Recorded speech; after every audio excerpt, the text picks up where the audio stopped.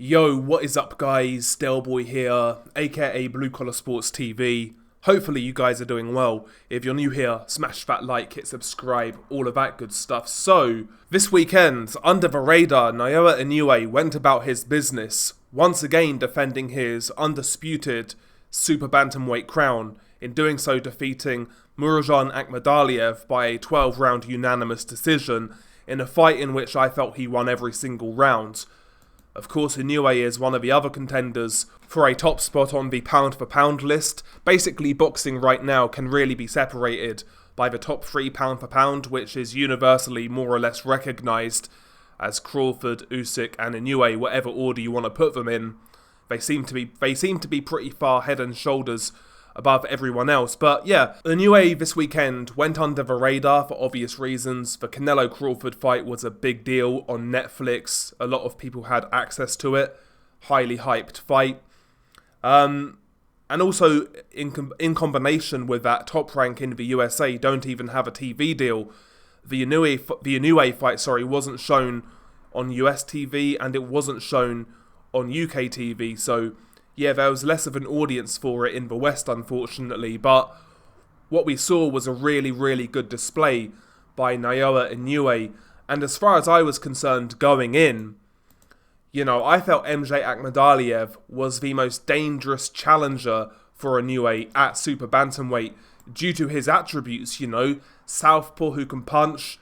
Prior, of course, Inoue got dropped by two southpaws, Cardenas and Luis Neri. And, MJ hit every bit as hard as those guys, plus with more speed and a bit more unorthodox nature to his approach. So going in, I felt Akhmadaliev was a dangerous fight. I was favouring Inoue, but, I felt MJ was a live dog. But he was comprehensively outboxed by Inoue, who played a bit of a boxer-puncher role, boxing behind his jab, keeping his hands up, maintaining distance very well, picking his spots, not taking too many risks. Again, a lot of the time he was using good straight punches, maintaining that range. And, it really offset MJ. MJ couldn't get his jab going. I know MJ's not a great jabber anyway. But yeah, he was totally shut down by Inoue, who showed in this fight. And we've seen this previously, but Inoue can box to a plan. He can box more circumspect and more sensibly without taking so many risks. And he did that in this fight. I felt MJ was very much overawed by the occasion. He was overwhelmed.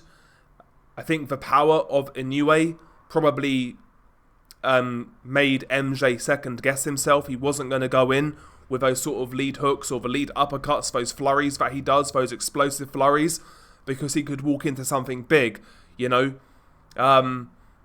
And yeah, I was still nonetheless disappointed with MJ. I get being circumspect early on. I get, being a little bit overwhelmed. And yeah, you have a bad start to a fight, but there has to be a point to where you've got to roll the dice and really take risks. And I don't think MJ ever really did in this fight. He landed the odd shot here and there. He did land a couple of hard shots on Inoue, but Inoue took those shots really well, and they didn't really pose a big problem for him throughout this fight.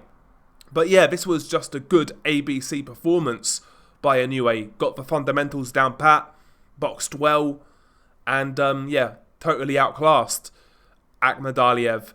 What I like about Inoue this year, this was his third fight. He fought early in January against Yi Jun Kim. He fought in May against Ramon Cardenas in a really good fight, and he's just beaten the top contender in the division in Murodjon Akhmadaliev. Now it seems he's going to fight in December, making it 4 fights for the year against David Picasso. I think Picasso is a mandatory. I'm not entirely sure. But Picasso is a big, strong Mexican with a good record, 32-0 with 1 draw. He's pretty big for the weight, 5'8", 5'9", I believe, with a 70-inch reach. He's a big dude. Hasn't fought the highest level of competition, but he's beaten a couple of okay guys, notably Azat Hovhannisyan, who's a decent fighter. He comprehensively beat him. So yeah, he comes in with a lot of youth, a lot of size, a lot of strength. But I would imagine that Inoue will take care of Picasso, but it's so rare that we have a fighter who fights 4 times in a year, and that's looking very likely with Inoue. And yeah, Picasso, while he's not like a household name yet, I think he's a decent enough opponent for the time being. And Inoue right now is in the position where if he were to move up right now, he would have cleaned out the super bantamweight division as far as I'm concerned. He's pretty much beaten every viable contender right now. Maybe you could argue John Real Casemiro, but you know, he was supposed to fight Casemiro, but that fight got called off years ago. I think that was during COVID times, and ever since then, Casemiro hasn't really done all that much. But he's still a name in the division that would look good on a resume, I suppose. But aside from Casemiro, you know, Inoue's pretty much cleaned out super bantamweight. But he fights Picasso next, it looks like, and providing he takes care of that, it looks like there's a very real possibility of a Japanese super fight between Naoya Inoue and Junto Nakatani. That fight is, I think, a hardcore's wet dream here in the West. I'd put it on the same sort of level as Bivol Beterbiev. It's a fight in which I really, really, really would like to see. Nakatani, of course, is a bantamweight champion right now. Not really put a foot wrong as a pro. He's actually bigger than Inoue despite being in the weight class below. He's 5'8", southpaw, big puncher, long-range boxer. He can counter, good movement, good footwork. That's a formidable challenge for Inoue. Likewise, Inoue is a formidable challenge to Junto Nakatani.